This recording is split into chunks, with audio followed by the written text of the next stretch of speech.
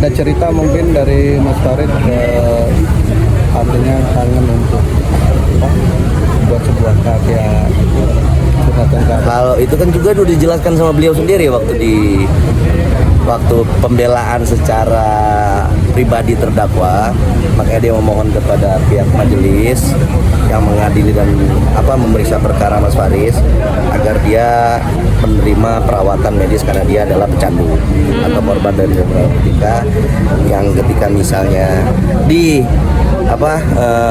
dikabuli sama majelis hakim ya kedepannya agar dia fokus untuk berkarya seperti itu.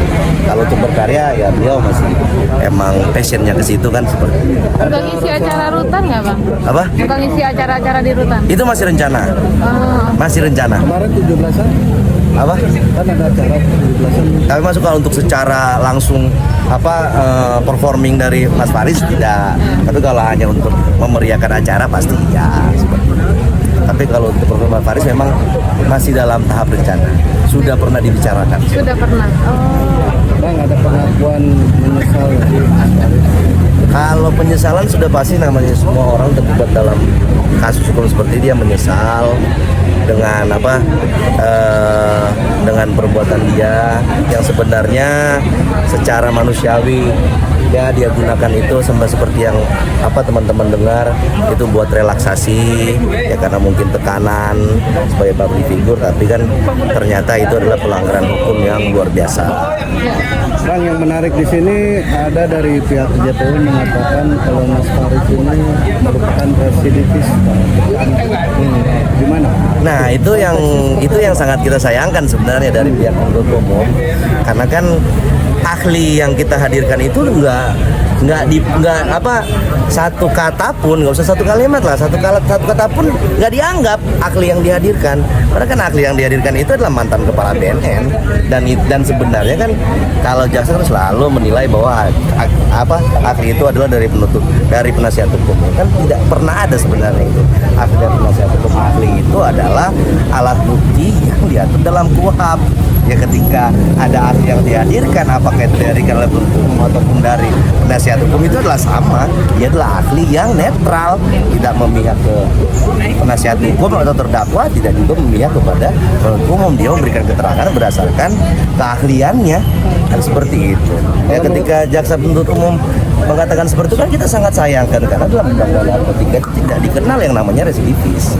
Kalau kita bicara itu berdasarkan keterangan ahli. Kalau kita bicara hukum pidana, iya, ketika dia sudah pernah di penjara berarti dia sebutannya R kan gitu.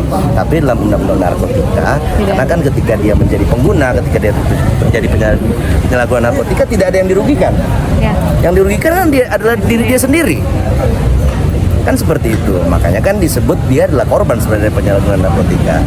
Tapi karena perbedaan pandangan antara kami dengan pihak kepolisian, makanya akhirnya kan ada yang pasal-pasal yang sebenarnya nggak harus diterapkan tapi diterapkan. Abang sendiri dan tim mungkin mengajukan pledoi terkait pembahasan soal residivis pecandu itu gitu. Ini kan kita sampaikan dalam dalam pledoi kami kan kita sampaikan dalam undang berdasarkan keterangan ahli atau alat bukti yang dihadirkan di persidangan ini, dalam pledoi kami ya tidak ada yang namanya residivis. Karena secara undang-undang narkotika memang tujuan dibuatnya undang-undang narkotika untuk menjamin kok korban penyalahguna itu untuk direhab secara medis dan secara sosial. Kan tujuan dibuatnya undang-undang narkotika kan bukan untuk itu, bukan untuk memenjarakan. Seperti itu. Kalau memang dia pengedar ya wajar dipenjarakan. Kita sama sebenarnya sepakat bahwa kita sangat perang terhadap narkoba ya, kita sama-sama sepakat gitu. Tapi kan untuk penyalahguna yang sebenarnya yang harus diselamatkan tapi ternyata harus disidangkan. Karena kan idealnya ya kalau kita berpikir secara logis kan ya idealnya penyalahguna kan harus dibawa ke rumah sakit, bukan di penjara. Karena ya framing yang terjadi kan orang malah yang jadinya awalnya penyalahguna masuk penjara malah jadi bandar. Itu framing. Itu tadi yang saya bilang agenda hari ini dibatalkan karena ini ya adalah sidang terakhir yang idealnya harusnya Mas Faris selaku terdakwa itu hadir di persidangan. Tapi karena situasi kemarin kan tidak kondusif menurut pengadilan, makanya di online kan, ya kan. Namun karena mereka lupa mungkin sidang terakhir, akhirnya ya ditunda untuk minggu depan bahwa Mas Faris hadir Tanggal berapa, offline. Bang? 11 September hari Kamis. Siap berarti abang dengan apapun ya? Kalau kami udah siap dengan apapun, seperti itu. Juga dengan Mas Faris. Begitu juga dengan Mas Faris.